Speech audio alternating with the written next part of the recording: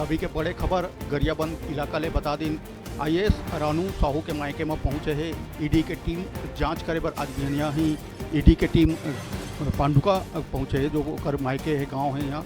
तो बता दिन कि बड़का खबर अभी गरियाबंद ले निकल के आते जी हाँ ईडी के टीम आईएएस रानू साहू के मायके पहुंचे है। बता दिन कि बिहनिया 5 बजे अधिकारी मन गरियाबंद के पांडुका के घर में जांच पर पहुंचे रही है। ईडी के 12 अधिकारी की एक टीम आज बिहनिया 5 बजे पांडुका से गरियाबंद के जिला पंचायत सदस्य लक्ष्मी साहू और कांग्रेस नेता शैलेंद्र साहू के घर पहुंची।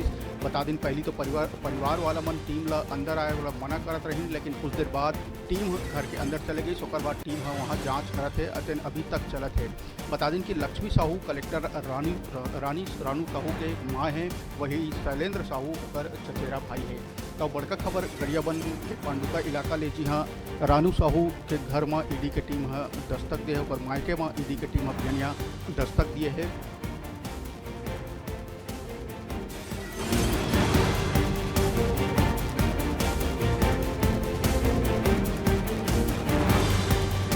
बड़का खबर गरियाबंद इलाका ले जी हाँ ईडी के टीम पांडुका पहुंचे थे।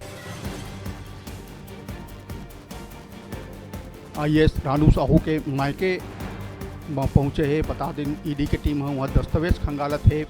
मैनपुर में 12 एकड़ के तालाब भी ए परिवार के नाम में हो के जानकारी अगुआ है। एक बाद एक प्रारंभिक रजिस्ट्री में परिवार के नाम है जेकर एंगल के भी जांच ईडी करत है।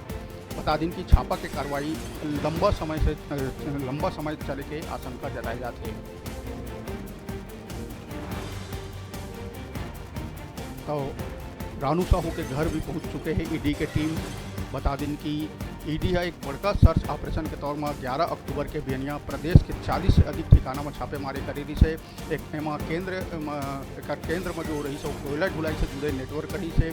एजेंसी है रायपुर के अलावा कोरबा, रायगढ़, महासमुंद कई जगह में ठिकाना में छापामार कार्रवाई कर रही से।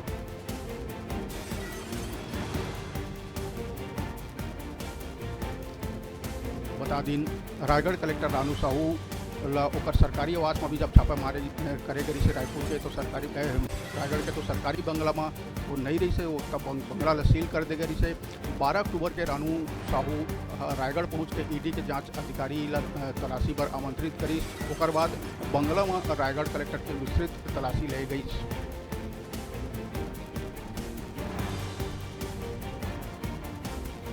अभी के बड़का खबर गरियाबंद के पांडुका इलाका ले जी हाँ आईएएस रानू साहू के पैतृक गांव पहुंचे हैं, पांडुका पहुंचे हैं ईडी की टीम। बिहनिया 5:30 बजे लगभग 2 दर्जन अधिकारी दबिश दिए हैं और अभी भी जांच वहां जारी है।